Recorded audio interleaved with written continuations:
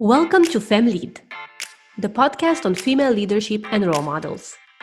Prepare to feel inspired and better equipped to navigate your career path. I am Alexandra Chabotaru, your host, and together with my guests, we will tackle a new field of work in each episode. The aim of this podcast is to deep dive into career perspectives and strategies to navigate your desired path for success. Enjoy! Hello, everyone, and welcome to a new episode of FemLead. Today, we discuss diversity and inclusion in leadership. My next guest is a founder, international public speaker, and advocate for gender-balanced business leadership. She was named one of the top 125 diversity and inclusion experts to follow on LinkedIn, and she has spoken at prestigious conferences and institutions, including Forbes, University of Cambridge, London School of Economics, France's National Assembly, and Tech Park Davos, to name a few. An executive strategist, she works with high-achieving women CEOs and founders, and she is a coach and mentor for several global organizations. She is also the founder of several communities of women, including 100 Women at Davos and the African Women CEOs Network. As the managing director of the strategy and financial advisory firm Avandis Consulting in France, she contributes to UN SDG 5, Target 5.5, on ensuring the equal participation of women in leadership. Please welcome today's guest, Dr. Anino Emuwa. Welcome, Anino. It's really a great pleasure to have you join us.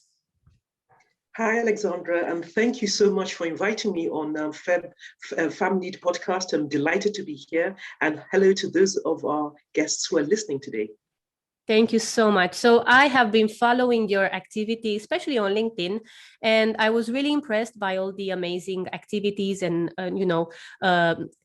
milestones you shared that were very much linked with women in leadership. And then I've started looking into your career path, and I've noticed that you have always been a promoter of women in leadership, and you are helping them navigate that setup.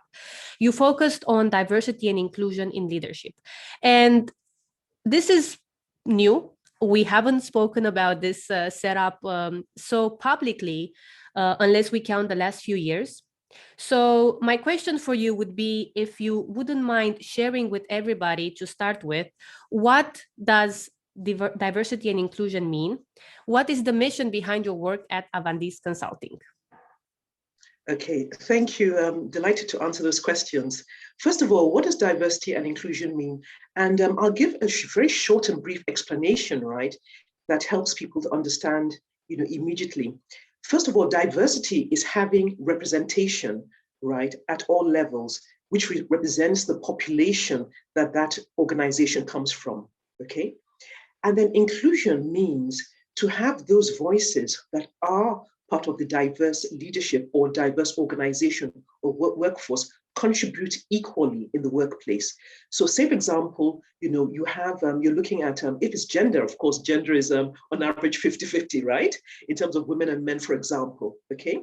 But even if you have that diversity in the workforce, right, you want to make sure that it comes through, right through to leadership.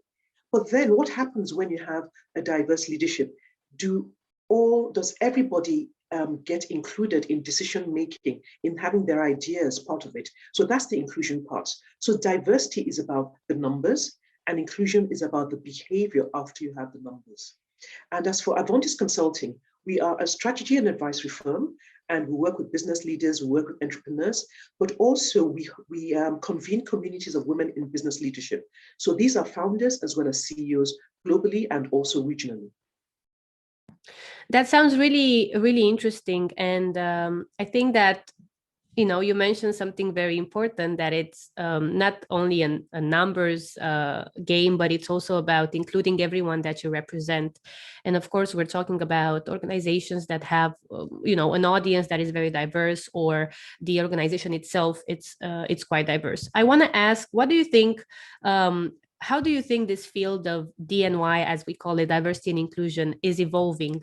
Because there are different impressions that you shouldn't push this forward that much, in the same time as you should be pushing it forward. What is your stance on the way the field is seen on the outside, because you know very well how women CEO and founders see the importance of this work. But how do you see the field evolving? And if I can also ask you, as a new topic on boards' agendas, you must also have some experience in understanding strategy and stakeholder management to propose this new approach to diversity and inclusion. So how do you do that? Okay, the first thing is I think we'll start from the bigger picture, and the bigger picture is this, because of course a lot of my work is also on the academic front. I'm actually doing research on women in leadership right now at the University of Cambridge. So looking at the studies, right, not just studies in terms of within academia, but also the business studies. It has been shown over and over again that having diverse workforce and leadership promotes increased performance of businesses. It promotes increased well-being for the economy and for society. And so when you have that picture, it's world leaders realize that this is a matter of urgent importance. But then how do you tie it down when you start looking at organizations? And like everything else is, when you have this understanding, right, you find that it sort of trickles down in a sense. And what we're finding is that at certain levels, there's a lot of awareness and there's a lot of, shall we say, actions to make things change. For example, we've seen somebody like Goldman Sachs, which is probably the most influential of the investment banks, that came out last year and said that they would no longer take to the market or IPO, a firm if they didn't have at least one woman or one person from a diverse community on the board, for example, right? So these are things that they're doing. We already saw with the New York Stock Exchange that there was moves as well to make sure that you have at least, a woman as well on boards. In the UK, for example, we have right now, it's been tracked for a long time. And I think that if I'm not wrong, the last figure showed that really all of the top firms did have at least, one woman on board. And even more so, they are looking at a target of 30%, which has been met, I believe, right? Now, we're talking, here just about gender, not about anything else. So with the biggest firms, with biggest organizations that are concerned about their performance, they do understand that it's important. You can't solve the world's biggest problems if half your talent is not sitting at the table. So there's an awareness. But then when it sort of trickles down and comes down, it's a bit more difficult. And also when you have vested interest, in the sense that certain people are used to doing certain things. So whenever you have change in whatever form or fashion, sometimes there is some resistance, and sometimes it becomes difficult to change behavior. So I would say, in terms of world leaders, in terms of big organizations, there's absolutely the awareness, and they are sure and they know that it is right. By and large, that's the main thing, right? But it is true that in practice, there's still a long way to go in many firms and organizations. I want to ask, linked to that, a important point of view that we've seen populated, across the internet. For example, we have heard of, like you said, Goldman Sachs asking teams and companies that IPO, for example, to have either a diverse person, somebody that has a diverse background, or a woman in their leadership team. What do you think about the thoughts that sometimes you push this sort of diversity chair or diversity seat at the table, and you take from somebody that is maybe more qualified for that position because it doesn't represent that diversity chair? Because there are discussions about the fact that you should be there at the seat because you deserve it. So how do we make sure that this doesn't get misinterpreted, and that we really take people at the table to represent everybody that are very competent and that should deserve to be there? Right, and this is, this is a good question, and this is the problem. We have to step back and say, why is it in the first place that you don't have enough women on the table? And it's because women who are competent are not being given a chance. So by having that diversity, it means you're bringing competent people. So a non-diverse board or non-diverse leadership team actually points to the fact that you're not having the most competent people, because competence is universal, right? Talent is universal. It is not gender specific. So if you're not having a diverse representation, it means you're selecting within a certain group. So on the contrary, by actually making sure that you have women, right, and other representatives in terms of a diverse team, that you're actually bringing in the most competent people. So what happens is when you look at your, shall we say, your recruitment and how your recruitment is done, what we find out is that within the methods of recruitment, right, you find that there are flaws that actually target only to a particular gender or race or whatever it is. So actually, to the contrary, what you're doing by bringing in women and being intentional, what you're actually saying is that we are going to recruit the best. And actually, to the contrary, what we do find is the exact opposite, that what actually happens is when you have a diverse leadership team, that you actually find that the women who are there are actually better qualified very often than many of the men. So it's actually the opposite. I'm really happy you answered this question because it was one of those topics that, we discuss so much. And I have a podcast that focuses on bringing and shedding light on female leaders. And, sometimes there is this conversation of, but why don't you invite everybody? And my point is not that we don't have qualified speakers and leaders around the world, but I chose to focus on shedding light on women that I find inspiring.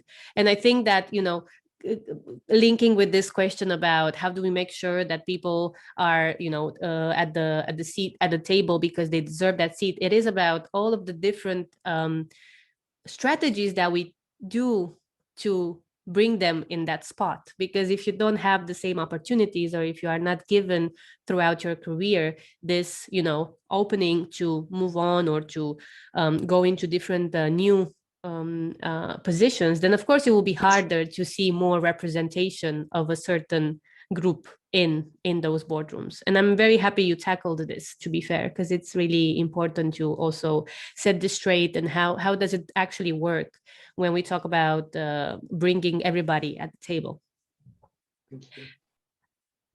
Who should be responsible for moving the needle in the direction of change? When we talk about diversity and inclusion, who is it that needs to push forward this agenda and this topic?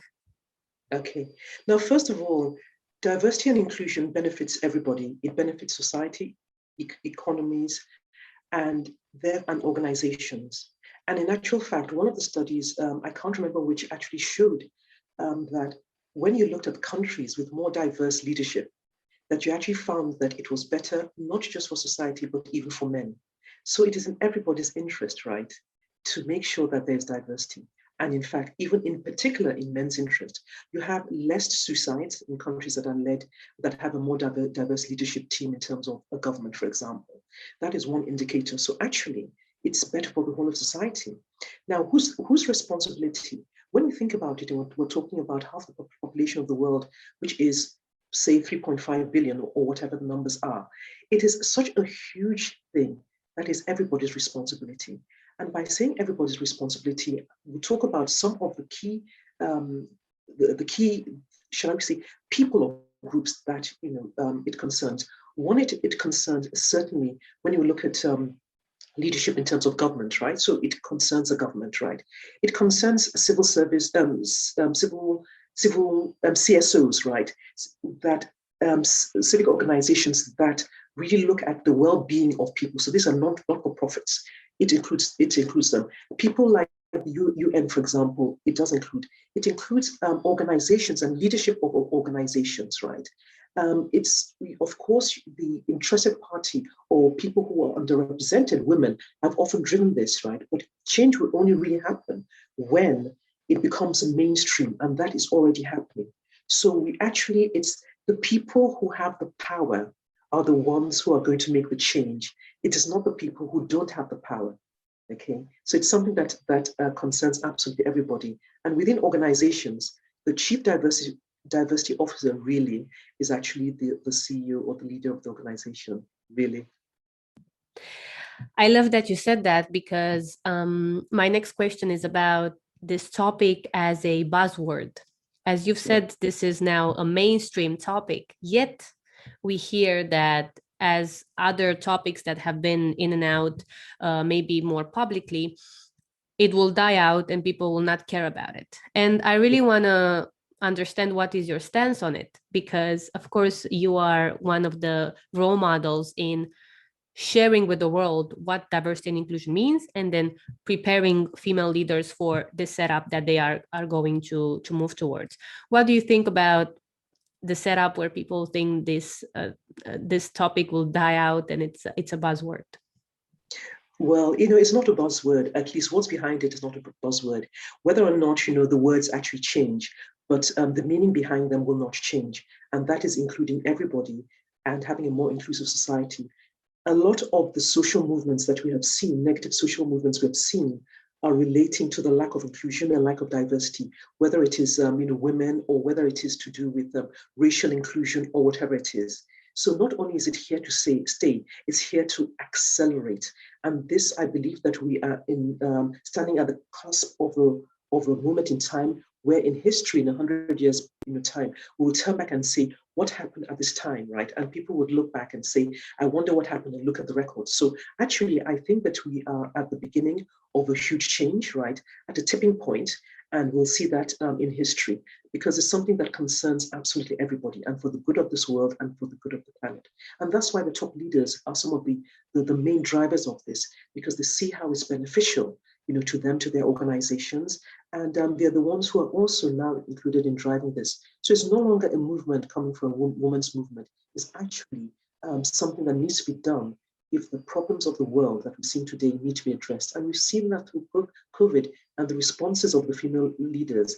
It wasn't just an article, it was actually research which showed the reason why countries that had female heads of state did better than their peers in terms of leading the early stages of the anti-COVID, shall we say, anti-COVID drive, and the responses were markedly more positive, right, with countries where women led. So there is absolutely benefit in this, and the top leaders do know about it. And the question is, how do you make sure that it becomes mainstream now? Very, very well said. I do want to ask in relation to this about your role at 100 Women at Davos, because yes. I hear you discussing it, at least online. I've noticed a couple of posts about it, and I would be very curious to understand, one of your many initiatives. What does it mean, and how do you bring together women in this initiative? Okay, I think what it started from is a history which was not necessarily 100 Women at Davos, but it was simply this. It was, why is it that, whenever we have any sort of gathering of leaders in business or in politics or in government or whatever it is, the talk is always, and the reporting is always about how few women, there are. And when you talk about how few women there are, then the focus is always on that problem, right? And the focus is not on the women who are there and what they're doing. And so it takes the focus actually about the women who are there. And so the 100 Women at Davos started off for me really because having attended the World Economic Forum and not seeing a lot of women there, and certainly not a lot of African or Black women as well. So, you sort of take a step back and you sort of feel different, but you think, no, I'm not different. I'm just me, and I do have a lot to add value to. And so taking it away from me and looking at the other women who might have felt the same. And I thought that our value will be magnified if we were together, one, by giving resources to women to show them how to navigate and get the best value from, being there, but also in the sense that, giving us, a voice and a face bigger than our individual contributions, which could be lost, right, in that sea of being the minority there. So it was really saying that, as women, we have a lot more to show if we can, the visibility of what we're doing and the importance and the impact, and especially because very often you see that women are very much focused on impact as well. So that was the reasoning behind the 100 Women at Davos, a community of impact-driven women who were at Davos. Wow, I really love the the explanation and bringing more awareness to the initiative, because you made a very important point. You talk more about how women are not represented enough than focus on those that are there and actually have a lot to impact in the sphere. And I absolutely love that you've mentioned this, because I think it would make some of our listeners think about also their narrative and, shedding light into those role models that are really making an impact, rather than saying that it was not enough what has happened. That's right. Yes, thanks so much for clarifying that and for giving us more input. I do want to ask you, how does your day-to-day look like? So what sort of conversations do you engage with, you engage in, and how do you support leaders in the mission to create an inclusive environment? Okay, the thing is, well, on a day-to-day thing, first of all, my days are very varied, right? But I find that, I am doing a lot of speaking engagements, which when I started doing them, and I thought, I thought to myself, the amount of time that goes into it, but what you find is the feedback and the impact, right? So it's not about you, it's about people who are responding to what you're saying, both women and men. So the conversations are really very important, right?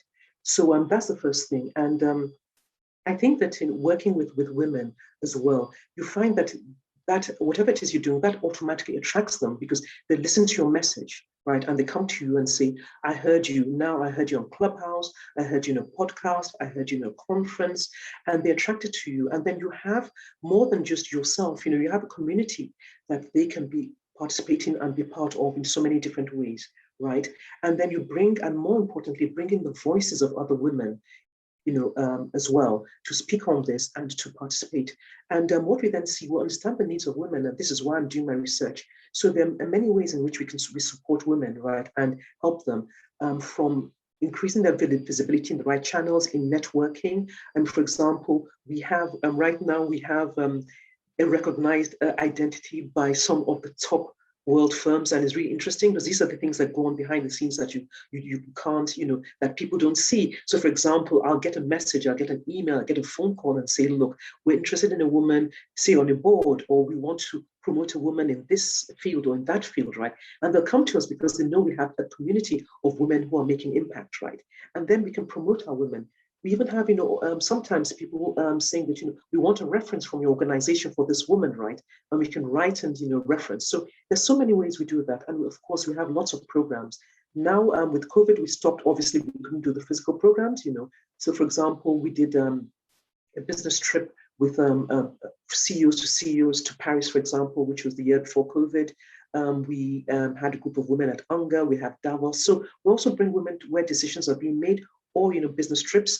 We gather ourselves and work with other organizations. So there's so many things that we do to help women, right, and introduce them to opportunities, really, and skill buildings and opportunities to network, and also to interact with their peers as well, because it's lonely at the top for women, and very often you're there on your own. So meet other women like you, and how did they deal with this problem? And also, it can be very enriching and powerful for women.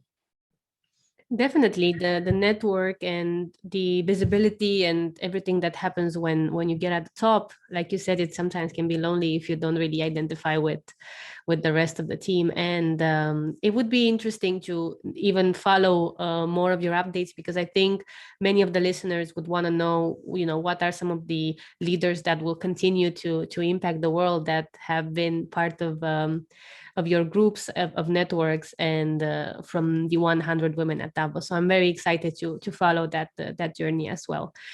I do want to ask next, how do you measure the impact of your endeavors? How can we measure diversity and inclusion? Measurement is always something mentioned in conversations. Okay, you do all of these initiatives, but how do you measure success? What do you think about it? Measurement is absolutely important. Okay, I come from an economics background, and I think it's critical to measure success, right, or measure, progress, shall we say? This is why, for example, the kinds of studies done by people like McKinsey, which is a woman in the workplace. I think it's almost, if it's not annual, it's every other year or so, are critical, and they show the trajectory of diversity and inclusion, right? We also have, for example, the World Economic Forum that does a report, a global report as well, and that's important. And if, for example, when it comes to myself and Avondis, last year we worked with 21st. They do what they call a balanced scorecard, and so they look at top organizations and look at leadership and see what the leadership looks like. in terms of diversity, and not just in terms of women and men, but even women in roles. What senior leadership roles are they in? And we worked on that in collaboration. It was quite interesting because it was one we actually did for Africa, and we actually found that at the top firms, that diversity in leadership actually was better than some of the top firms in developed countries in Europe and in America. And this kind of data measurement is important because what it does is that we then send it to the firms, and when they see it, it gives them something to actually, if they're not doing it as well, it gives them something to see and say, look at what our peers are doing. So it actually motivates. So measurement is good over time, right? Over time to see what is happening, and also cross-sectional data as well to see what is happening within industries, within countries, across regions and groups. You need to have data within organizations. You can't have a diversity and inclusion program if you don't have the data to measure at least diversity. It's absolutely important. I do want to ask next, because I'm very much into this subject now of giving advice. Right. To go a bit more actionable into, let's say, women that might not meet you or might not be part of your network, but they are now listening to this episode and they're wondering, okay, I'm in a position where I could potentially become a leader in this organization, but I don't know how to tackle it. Maybe I don't have the right sponsorship. What are some strategies, or what should women consider if they're having these situations in their life and maybe they don't know where to reach out to? Like, how should you tackle such a topic in real life? Okay. Well, there are two things that I'll say, and one is within the organization, and the other one is external to, one within your role in the organization and one external to the organization. So if you're a woman, and you want to rise within the organization, I'm sure many of us have heard about this. You need two things. You need a mentor and you need a sponsor. Now, a sponsor is a person, because we tend to understand mentors, but a sponsor is somebody who, behind the closed doors, where decisions are being made, is going to support you. So, for example, when there's a promotion, right, is somebody who knows your job and says, look, this is this lady, Alexandra, she's done A, B, C, and D, and we believe that she's ready for that next job or position, right? So it's the person who is part of that deciding factor. But that person needs to know your work, because one thing that we do as women is that sometimes we're very, very good at our work, but we're not so good at letting it get known. And it has to get known for people to sort of really understand, right, who are 2 or 3 levels above you, what it is you're doing. It's not always so transparent. So that's the role of a sponsor. The mentor, of course, is somebody who can give you guidance, right, in your career, who has done it before. And sometimes, of course, there are coaches as well, at senior levels, who helps with certain difficulties or issues as you progress. So that's one sphere. The other thing that I think is very important, and it can be within the organization, depending on how big it is or not. But I totally believe in the power of a network, professional networks of women, right? But you need to have a network of women in your profession. It doesn't have to be a profession, it can be across professions, but other women they have been there, you can share your difficulties. It helps you, right? And so you don't feel that, you're really alone. And so I think that is really critical and important, to have that network and community of other women to belong to and become part of. And in a different way, you network. Network is important. We find it sometimes difficult to network, but this digital age that we're in, with COVID, it gives us opportunities to be able to network from our desks. So I'd advise, networking in that sense means building relationships that are outside your normal relationships, right? Through, events, through meetings and all of that. Because you need to sort of spread, people need to know of you, you need to understand what's happening out there, and you know that best through meeting new people, not just people who you know all the time. So those are the 3 things I think that I would advise for women, really. That's really great. Thank you so much for giving us more specific details of what you would advise women to do, because as you said, maybe sometimes sponsorship and mentorship are seen as similar, but it's actually a quite different setup. And depending on the organization that you represent or the setup that you're in, it's really a setup where you need to look deep into, okay, who is it that can really sponsor my setup here that I'm trying to create? So it's really important that you've mentioned that.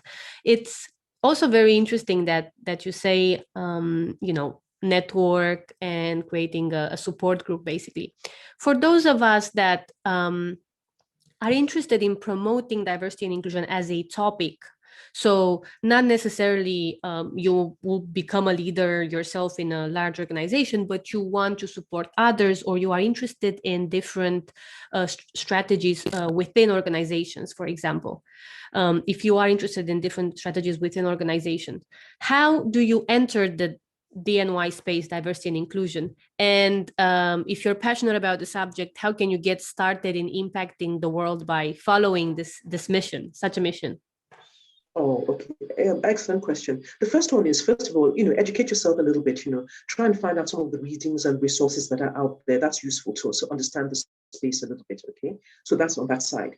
Then in terms of, within your organization or within your industry and all of that, once you ask a few questions, you find that, within your organization, you start to hear about people who are involved in that. So it could be within, a little community that is looking at gender issues on your organization. Put up your hands. Very often within organizations, they will send out messages, right? So put up your hands and indicate your interest in being involved in that. If you are within a sort of technical field as well, there are lots and lots of communities, in different areas with all of that, all the resources we have on the internet. Have a look in LinkedIn and see some of the important groups. Just follow them, right, and see what it is they're doing. And you find that way, just putting up your hand, being present and intentional about it within your organization or within communities and groups, you find that automatically you get start getting involved. But as I say, it's important also to read a little bit about it as well, to understand what are the key things, some of the technical terms, and understand a little bit, and that will sort of help you and guide you to what part of the D&I involved interests you and would you like to be involved in. And everybody can be a leader. That's another thing we shouldn't forget. There's always somebody coming behind you. So at whatever level you are, there's always somebody who's coming behind you. Even if you're in universities, the students coming behind you or your peer groups as well. So you can always be volunteer. Is what I'm saying as well. I do want to talk about your career as well, because as I said at the beginning, I'm really impressed by your career path. And, you've relocated from Nigeria to now France, if I'm not mistaken. You are doing a research with the University of Cambridge. And I would be very interested to know, as you are now a successful leader in the DNY space, you build a successful consulting company, you really impact the world through your work. From your experience, what are some of the lessons you learned along the way about career development? How can one follow in your footsteps? Or what are some of those really lessons that stand out for you when you look back at your career and how it evolved? Well, one thing I think, and it is a word that is used often now, but it's absolutely what at least I saw earlier in my career, but I didn't think of it like that, at a young age, and that was intentionality. I was very clear when I started about what I wanted to do, absolutely clear at a young age, at 16. And I went for it. And I'll give an example, even all those years back. So what I found was that even though as a foreign student, I wouldn't get a work permit, but I still sent those applications to all those investment banks, right? Even though I knew they would say no, because I knew this is what I wanted to do. But you know what happened? One of them offered me a job because they had an opening, right? But this was in the corporate bank in Nigeria. But I would never have known at that stage that that was a possibility. You understand? So sometimes, even when it looks as if there's no, try and be intentional about what it is you want to do. It's not that you don't listen, you listen to what's happening around you. So one of that is being intentional and focusing. The other thing as well is that very often what's happening around you affects you without realizing this. So find out role models and people who will support you. Find those mentors. And, I tell you, and especially if you're working in a man's world, find out male role models. They're so helpful to you. My mentors till today are 3 of them, and were from the industry as well, the banking industry. So find out those mentors. They're really very important. And I think that, that's one of the best things you can do from very earlier in your career. Have those mentors. They will help you to bridge some of those gaps and difficulties that you find along the way. Very, very important to find also support through your network that you currently have, and it doesn't need to be a specific network that you Google and you find, okay, this is the setup that I need to aim towards, but rather look within your network and see who can really support you with your current challenges, because I'm sure there are many people who would not mind having a half an hour coffee conversation with you about the setup that you're in. So super relevant right now. What are some of the challenges, though, of building your own consulting practice? Because you started in investment banking, but now you are going, you went towards having your own practice. What are some of the challenges of doing the switch and being an entrepreneur? Yes, one thing I think is that, even if you've sort of studied it and researched it and you know the technicalities of it, the practice is very different. And this is something that is not just to do with in my area, but to do with anybody who wants to go into become an entrepreneur. You have your expertise in your area, in the area that you're in. But very often, we carry that expertise. But when you're an entrepreneur, it's different. Even if you're still in the same field, you're carrying, you need a different, other new skills to bring into it, right? Because you're building your client base, you're dealing with people in a different way, and they've known you in a certain context. So that's the first thing. And so to some extent, you're starting from the beginning, irrespective of how much expertise you've had. And it's just to encourage people to know that that is normal. But then hopefully you move very fast. So you need to almost start from the beginning again, building your name, building the brand for people to understand what you're about, convincing them about what it is you're doing, showing that you can do it, right? But very often, all the expertise and all these skills that you have built from your past, right, then come into play. So don't worry about it. And, it can be quite, difficult, but all of that will come to play, as time goes on. So, keep at it is really the thing. And, if you need to pivot and swivel a little bit, do it. But the thing is not to give up, really. Is there any piece of advice for some of our listeners who might be entrepreneurs and they have challenges in this time?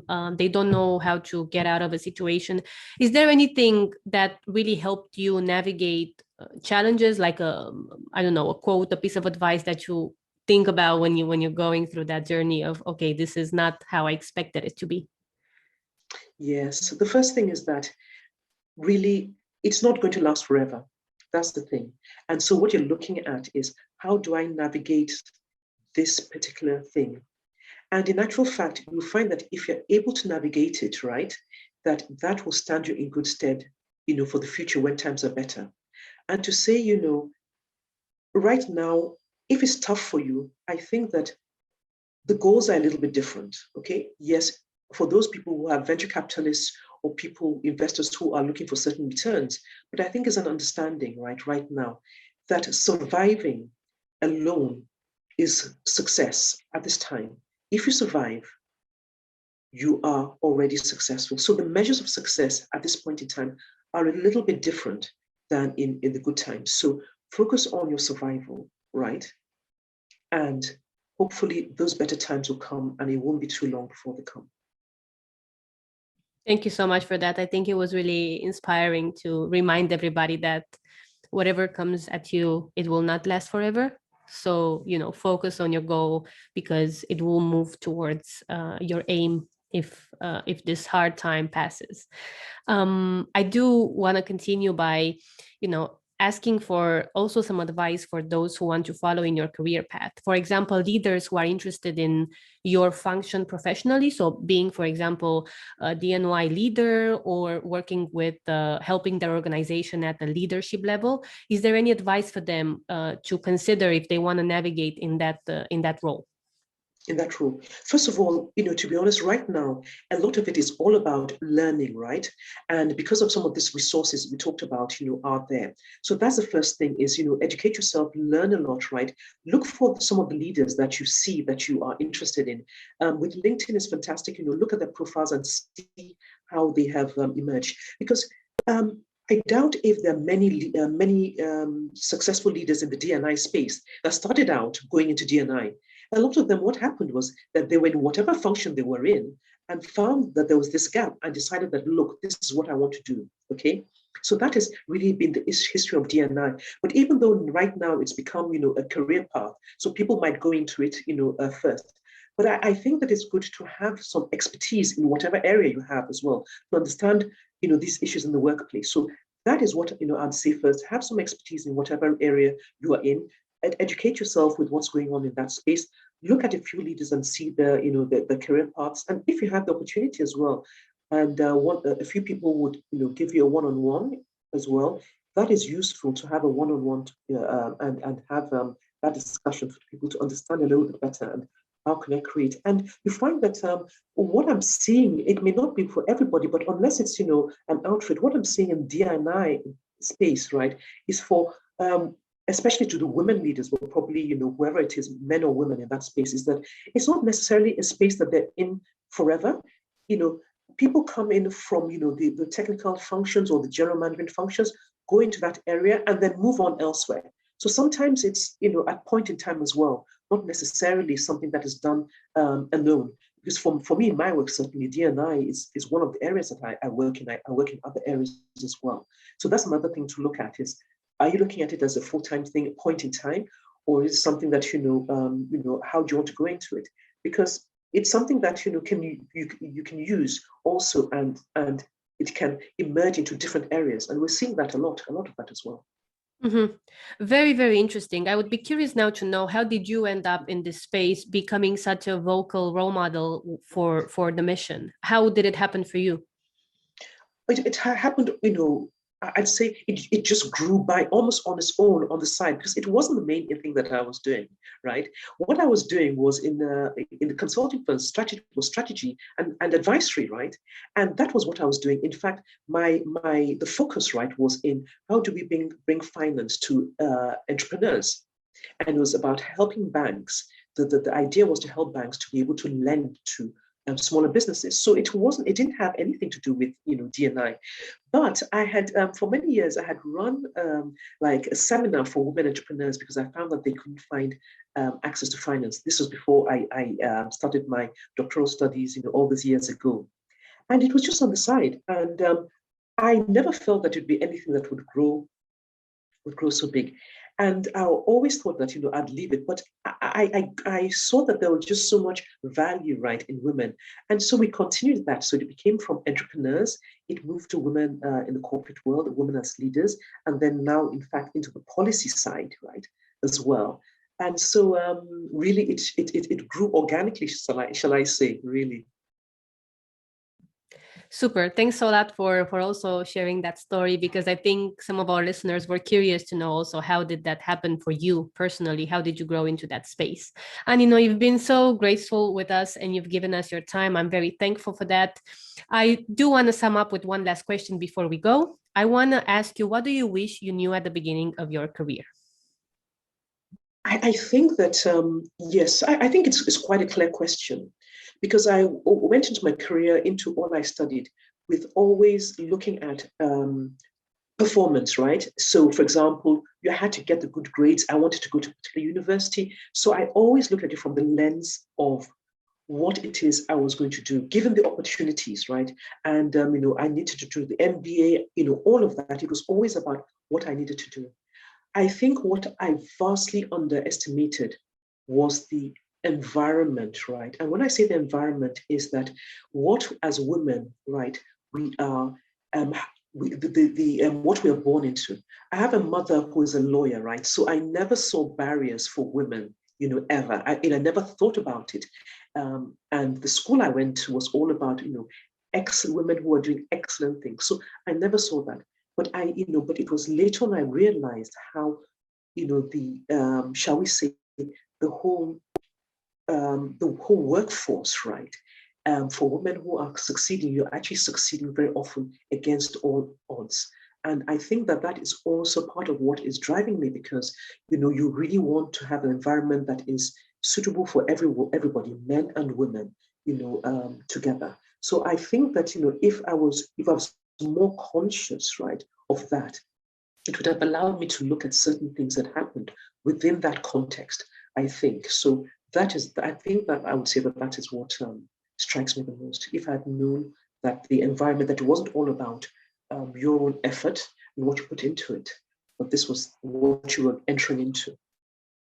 Very wise and very true, because sometimes we don't consider the environment. We consider only what we can control, but of course, a large part of what happens, it's also your reaction to all of those situations that you cannot control. And it's really wise to consider there are certain things I can control and certain things I cannot control, and maybe I should give them some sort of representation in my life, and don't think that it will be all or nothing.